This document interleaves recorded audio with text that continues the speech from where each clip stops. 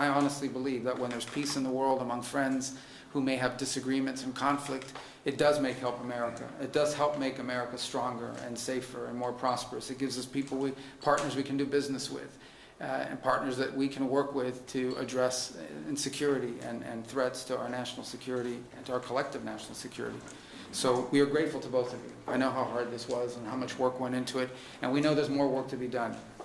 But we are grateful to have you here today. We're honored to be a part of this. We're excited to be a part of it. And again, I do want to thank everyone here in our Africa Bureau and at the Department of State. And once again, our superstar there, Mr. Bulos. What do you want to do next after you're done with this? Sudan. Yeah, very important. Actually, very, very important. And you're very involved in that as well. So what are you guys doing this week in Qatar? You guys want to work a lot, huh?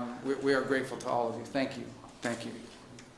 Thank you, Mr. Secretary. I now turn to the Foreign Minister of Rwanda for remarks. Thank you.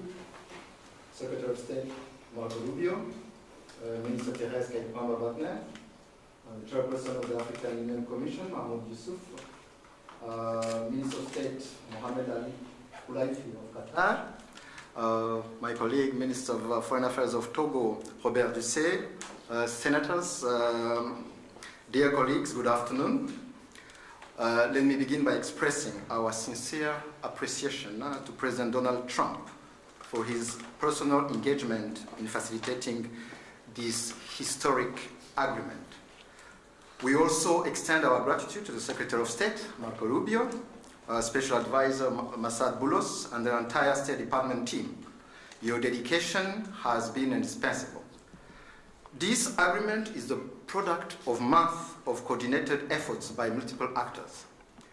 It is very important to note that the state of Qatar has played an absolutely central role. Indeed, the opening, which led to today's agreement, began in Doha. We will lend our full support in the weeks ahead to Qatar's mediation efforts, led by Minister of State Mohamed Al Koulaifi, to secure a peace agreement between the DRC government and the AFC M23. This process is already well underway. Today's agreement also builds on the African-led peace initiatives, which are ably led by the African Union facilitator, President Faure Gnassingbé of Togo. The heart of this peace agreement is the decision to establish a standing joint security coordination mechanism between DRC and Rwanda. The first order of business is to begin implementing of the concept of operations for the neutralization of the FDLR, to be accompanied by a lifting of Rwanda's defensive measures. This is grounded in the commitment made here for an irreversible and verifiable end to state support for FDLR and associated militias. That is the bedrock of peace and security in our region. FDLR is no ordinary militia. It is the remnant of the forces which committed the genocide against the Tutsi in 1994, in which 1 million people were killed. With this agreement, we also committed to facilitate the return of refugees in our respective territories with the support of the UNHCR. Creating the conditions for the safe and dignified return of refugees is vital to achieve lasting peace.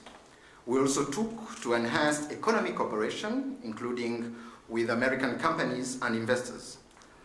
Shared growth and cross-border cooperation will unlock tangible dividends for both our countries. We must acknowledge that there is a great deal of uncertainty in our region and beyond, because many previous agreements have not been implemented, and there is no doubt that the road ahead will not be easy.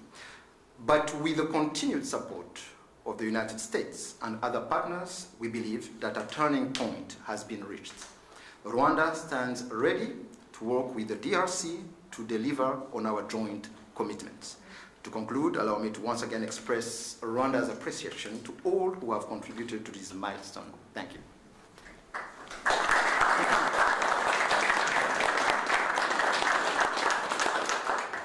Thank you, Mr. Minister. I now turn to the Foreign Minister of the Democratic Republic of the Congo.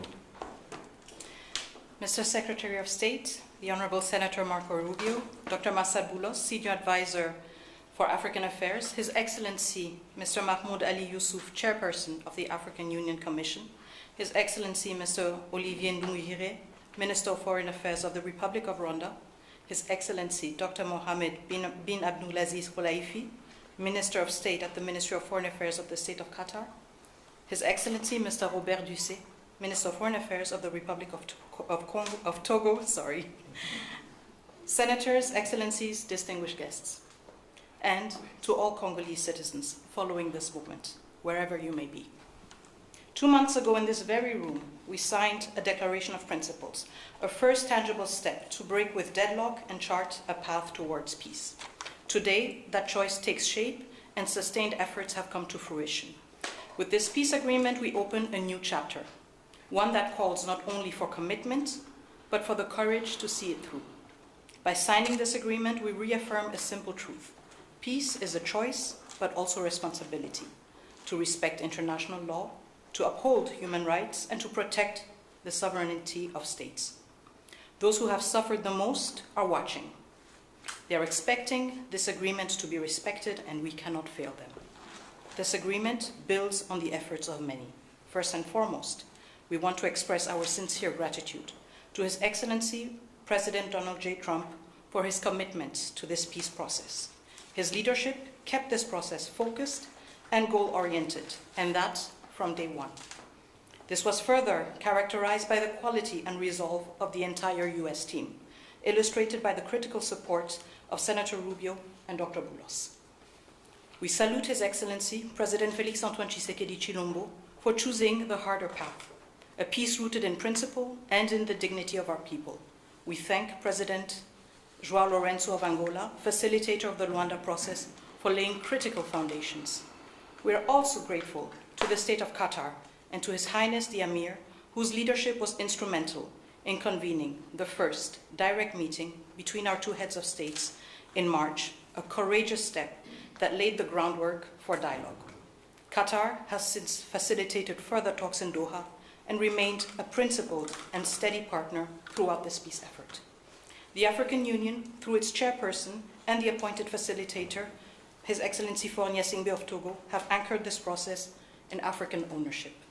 Finally, we thank the negotiating team of both the DRC and Rwanda for their perseverance and devotion. This moment has been long in coming.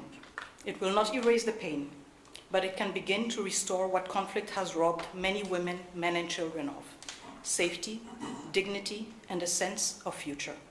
For the Great Lakes region, it offers a rare chance to turn the page, not just with words, but with real change on the ground. Some wounds will heal, but they will never fully disappear.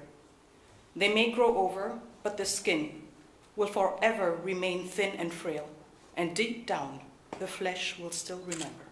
At times we will feel numb, and at others we will feel a sudden pang that will remind us of what was lost forever.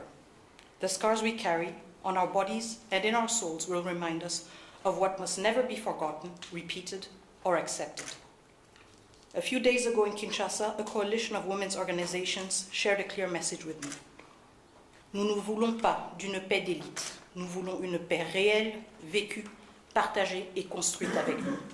We do not want a peace shaped by elites. We want a peace that is real, lived, shared, and built with us. To our fellow citizens in the East, this agreement was signed with you in mind.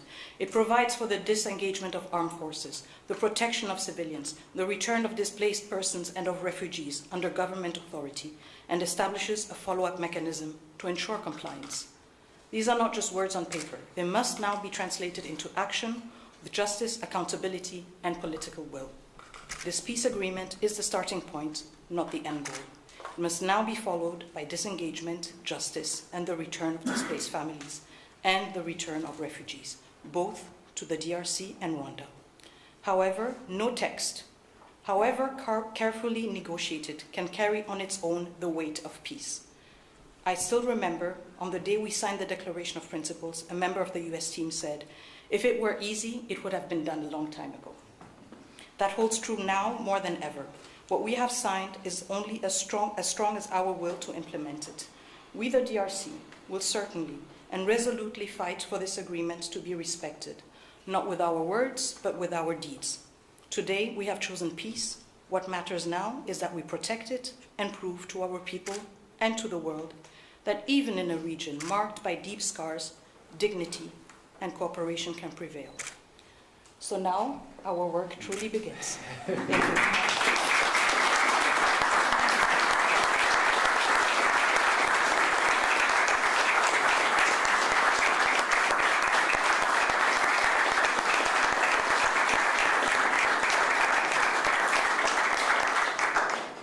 Thank you, Madam Minister. It's now my honor to invite the parties to sign the peace agreement to be witnessed by Secretary Rubio.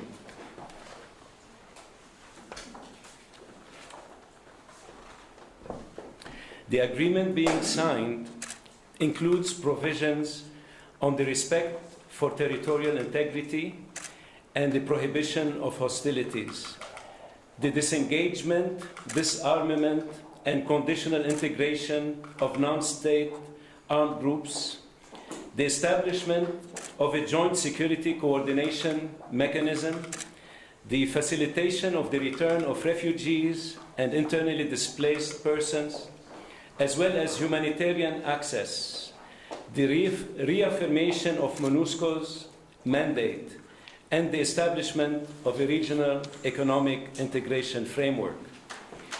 The agreement also includes an annex on the functioning of the Joint Security Coordination Mechanism and the full text of the concept of operations of the Harmonized Plan for the Neutralization of the FDLR and disengagement of forces / lifting of defensive measures by Rwanda, which was agreed to under the auspices of the Rwanda process on October 31st, 2024, and adopted by the foreign ministers on November 25, 2024. With the parties' signatures today, the agreement immediately enters into force. Thank you very much. Congratulations.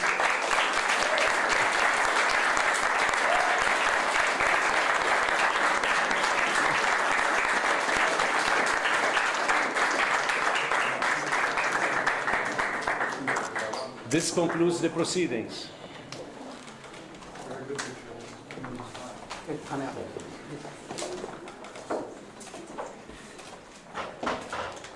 Kindly stay seated while the parties depart. Can we get a picture with the two senators? Yes, please.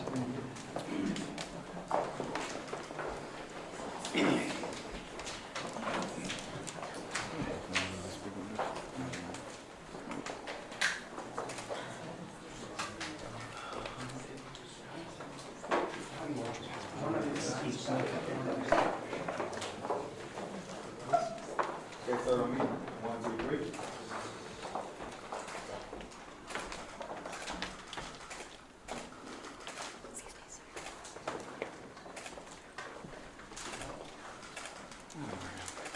I can't hold my thumb again that long.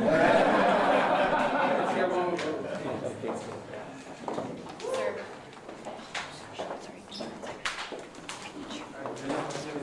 Face down or you're blocking the camera. Okay, so on me, 1, 2, 3.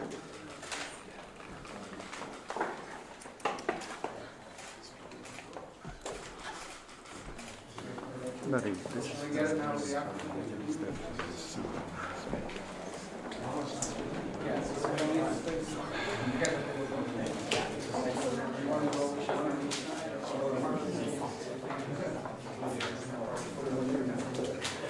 I think we're fine with the office. On me, sir, 1, 2, 3.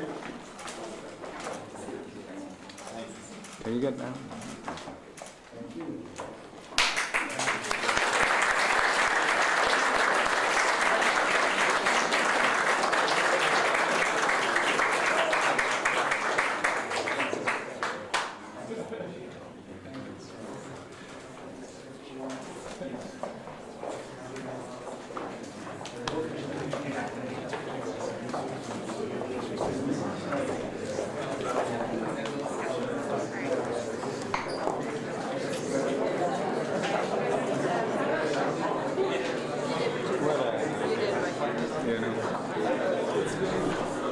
adjourning.